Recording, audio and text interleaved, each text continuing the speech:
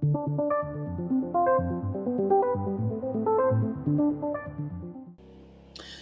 have a quick question here from a subscriber who says that they are really finding it challenging to pull the trigger on their trades. And they're saying that the current market environment is really keeping them from taking trades. The market seems very disjointed, and the feeling that the trades they're looking at is just not high conviction enough.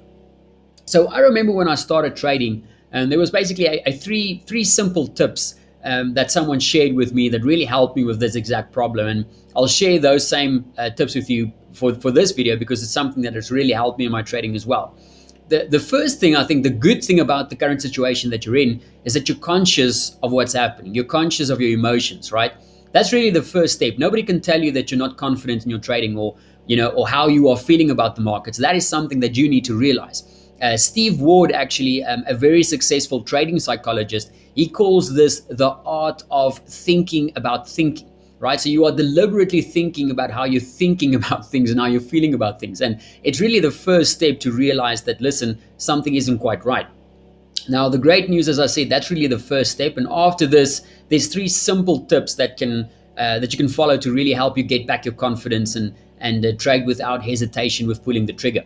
The first one is just to take a break. I know this is probably not what you want to hear right now, but the best thing that you can do in this situation is just take the rest of the session off, take the rest of the trading day off, maybe the rest of the week off, and just give yourself some time to catch up, get some perspective, and just relax.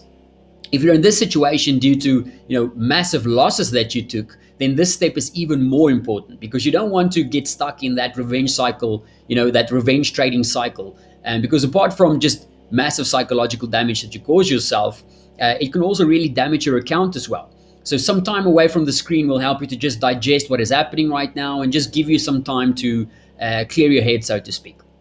You almost want to only come back to the screens when you get that excitement of the market back, right? That curiosity of, I wonder what is happening right now. I wonder what happened with XYZ. How did that central bank event play out? How did that data event play out? How did that data set play out in the market? When you get that excitement back, and that's normally a good sign that, okay, you can get back to the screens. Now, when you eventually do get back to the screens, the second tip is to just follow the same step-by-step process that you normally follow to find good trades. Start with your top-down analysis, your macro fundamental analysis, then do your bottom-up, then your sentiment analysis. Was there any major things that happened while you were away? Just start to catch up on those most recent things. What is moving the markets right now? Those bigger picture views, and get all of that in mind.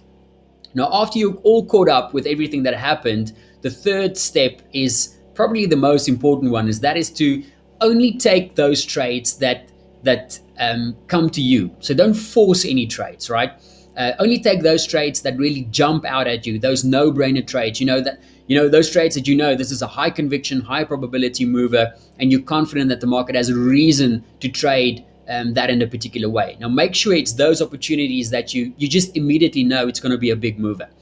Those high quality trades that there's a high probability for this to work out. When you see that opportunity, when you don't force it, and when it comes to you, instinctively you'll just open the charts and you'll pull the trigger.